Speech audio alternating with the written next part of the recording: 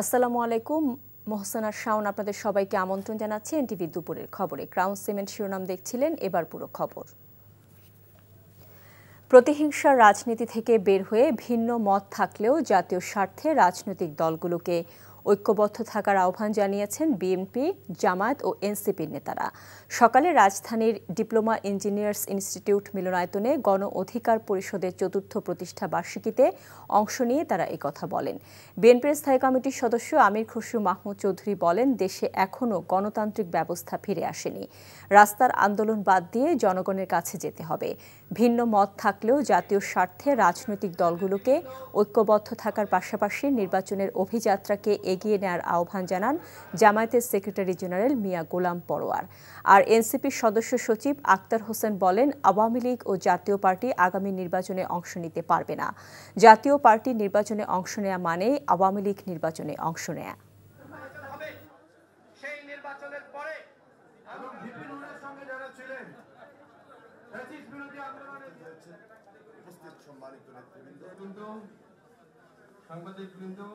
হাসিনা পালিয়ে যাওয়ার পরে 14 মাস আমরা অতিক্রম করছি।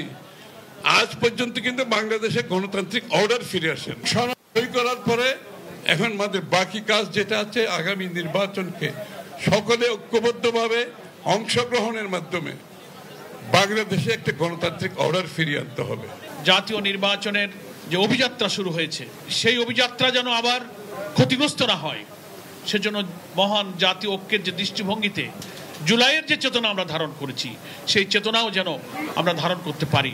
রাজনৈতিক মত পথের ভিন্নতা থাকার সত্ত্বেও আমরা যেন দেশ গঠনের মেজর ইস্যুতে যেন আমরা জাতীয় ঐক্যমত থাকতে পারি।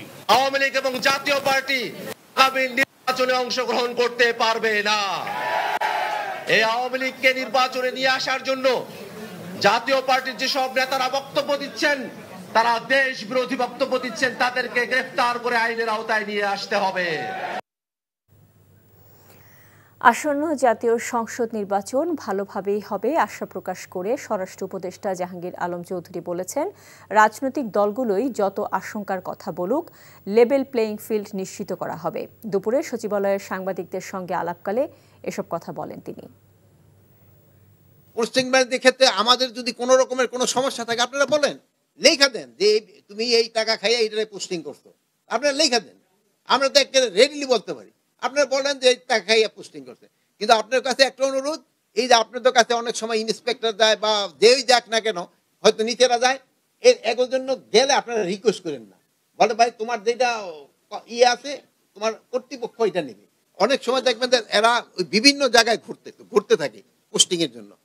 এই বাণিজ্যটা আপনারা যদি একটুখানি, আপনাদের কাছে আমার অনুরোধ, এটা যদি আপনারা বন্ধ করতে পারেন, আমরা লেভেল প্লেইং লেভেলের উপর দা লেভেল করে দিতে পারি। প্রতিদিনই বাড়ছে ডেঙ্গু আক্রান্তের সংখ্যা। গত 24 ঘন্টায় নতুন করে আরও 659 জন ডেঙ্গু রোগী হাসপাতালে ভর্তি হয়েছেন। এর মধ্যে রাজধানীর মহাখালীর ডিএনসিসি হাসপাতালে ভর্তি আছেন 171 জন ডেঙ্গু রোগী, যাদের মধ্যে 36 জন রয়েছেন আইসিইউতে। হাসপাতালের চিকিৎসকরা জানিয়েছেন, জ্বর আসার 2 থেকে 3 দিনের মধ্যে অবশ্যই NS1 পরীক্ষা করতে হবে, যা এখন সব সরকারি হাসপাতালে বিনামূল্যে করা যাচ্ছে। তারা সতর্ক করেছেন, সামনের দিনগুলোতে ডেঙ্গু পরিস্থিতি আরও জটিল হতে পারে। তাই ব্যক্তিগত সচেতনতা এবং জ্বর হলে দ্রুত ডাক্তারের পরামর্শ নেওয়ার আহ্বান জানিয়েছেন তারা। জ্বরের সাথে হয়তো আপনার বমি হচ্ছে, পাতলা পায়খানা হচ্ছে, পেটে ব্যথা হচ্ছে, বিভিন্ন জায়গা থেকে ব্লিডিং হচ্ছে, হ্যাঁ, তো এইগুলো কিন্তু প্রত্যেকটা ওয়ার্নিং সাইন। এগুলো মানে আপনাকে অবশ্যই হাসপাতালে ভর্তির ইন্ডিকেটেড আপনি। জলবায়ু পরিবর্তনের কারণে আমরা গত কয়েক বছর ধরেই আসলে দেখছি যে ডেঙ্গুটা শুধুমাত্র এখন আর শুধু বর্ষাকাল বা প্রাক বর্ষাকাল কোনো রোগ না, এটা আসলে সারা বছর ব্যাপী একটা রোগ কম বেশি হয়ে গেছে। তো সেই হিসাব অনুযায়ী যদি চলি, তাহলে অবশ্যই অক্টোবর মাসে আমাদের সবচেয়ে বেশি রোগী থাকবে এবং সামনের মাসেও আমরা বেশ বড় অ্যামাউন্টের একটা রোগী পাবো। ডিসেম্বর মাসের থেকে হয়তো আমরা রোগীটা আস্তে আস্তে কমে আসতে পারে। সেনাবাহিনী প্রধান জেনারেল ওয়াকারুজ্জামান বলেছেন, সেনাবাহিনীর ইঞ্জিনিয়ারিং কোরের সদস্যরা দেশ ও বিদেশে বিভিন্ন উন্নয়নমূলক কর্মকাণ্ড ও অবকাঠামো নির্মাণে দক্ষতার পরিচয় দিয়েছে। এই কোরের অবদান জাতিসংঘ স্বীকৃত। বাংলাদেশের পুরো সেনাবাহিনী ইঞ্জিনিয়ারিং কোরের কাজে গর্বিত। কোরের সদস্যদের তাদের মান এবং মর্যাদা ধরে রাখার আহ্বান জানান সেনাপ্রধান। সকালে সেনাপ্রধান নাটোরের কাদিরাবাদ সেনানিবাসে বাংলাদেশ সেনাবাহিনীর ইঞ্জিনিয়ারিং কোরের নবম কর্নেল কমান্ড্যান্ট হিসেবে অভিষিক্ত হয়ে কোরের সদস্যদের উদ্দেশ্যে দেয়া বক্তব্যে এসব কথা বলেন। এর আগে সেনাপ্রধান সেনানিবাসের প্যারেড গ্রাউন্ডে এসে পৌঁছলে সেনানিবাসের কমান্ড্যান্ট তাকে অভিবাদন জানান। পরে আনুষ্ঠানিকভাবে সেনাপ্রধানকে কর্নেল কমান্ড্যান্ট ব্যাচ পরানো হয়। পরে সেনাপ্রধান প্যারেড পরিদর্শন এবং কুচকাওয়াজে সালাম গ্রহণ করেন। বিদেশের মাটিতে রাস্তা নির্মাণ, কালভার্ট নির্মাণ, ইনফ্রাস্ট্রাকচার নির্মাণ কাজে অত্যন্ত দক্ষতার সাথে কাজ করে যাচ্ছে। এই কোরের যে অবদান সেটা ইউএন সর্বদা স্বীকার করে এবং সর্বদা স্বীকৃত। দেশেও এই কোর তাদের কর্মদক্ষতার নিদর্শন রেখে চলেছে। এই কোরের এই কর্মদক্ষতা সেনাবাহিনীর মান মর্যাদাকে অনেকাংশে বৃদ্ধি করেছে। নারায়ণগঞ্জে BSCIC MS drawing, printing and finishing কারখানায় গ্যাস সংযোগ নেওয়ার সময় বিস্ফোরণে 6 শ্রমিক দগ্ধ হয়েছেন। দগ্ধরা হলেন আলামিন, আজিজুল্লাহ, সেলিম, জালাল মোল্লা, নাজমুল হুদা ও নূর মোহাম্মদ। অগ্নিদগ্ধ সেলিম জানান, সকালে কারখানার নিচতলায় বয়লার রুমে কাজ করার সময় গ্যাস লাইন থেকে বিকট শব্দে বিস্ফোরণের ঘটনা ঘটে। পরে দাউ দাউ করে আগুন জ্বলে ওঠে। এতে 6 শ্রমিকের শরীর দগ্ধ হয়। সহকর্মীরা উদ্ধার করে জাতীয় বার্ন ও প্লাস্টিক সার্জারি ইনস্টিটিউটে ভর্তি করে। হাসপাতালের আবাসিক সার্জন ডাক্তার শাওন বিন রহমান জানান, দগ্ধদের মধ্যে নাজমুল হুদাকে নিবিড় পরিচর্যা কেন্দ্রে রাখা হয়েছে।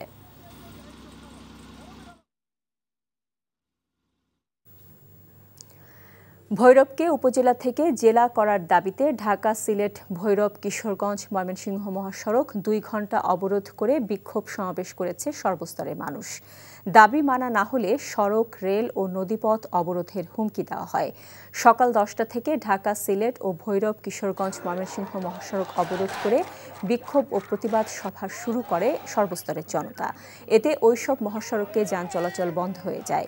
যাত্রীদের পোহাতে হয় দুর্ভোগ। এ সময় বক্তারা বলেন, 2009 সালের জুলাই মাসে কিশোরগঞ্জকে ভেঙে কটিয়াদি, বাজিতপুর, অষ্টগ্রাম, কুলিয়ারচর উপজেলার সমন্বয়ে ভৈরবকে দেশের 65তম জেলা হিসেবে ঘোষণা দিয়ে প্রজ্ঞাপন জারি করে তৎকালীন আওয়ামী লীগ সরকার। এরপর সবকিছুই থমকে আছে অদৃশ্য কারণে।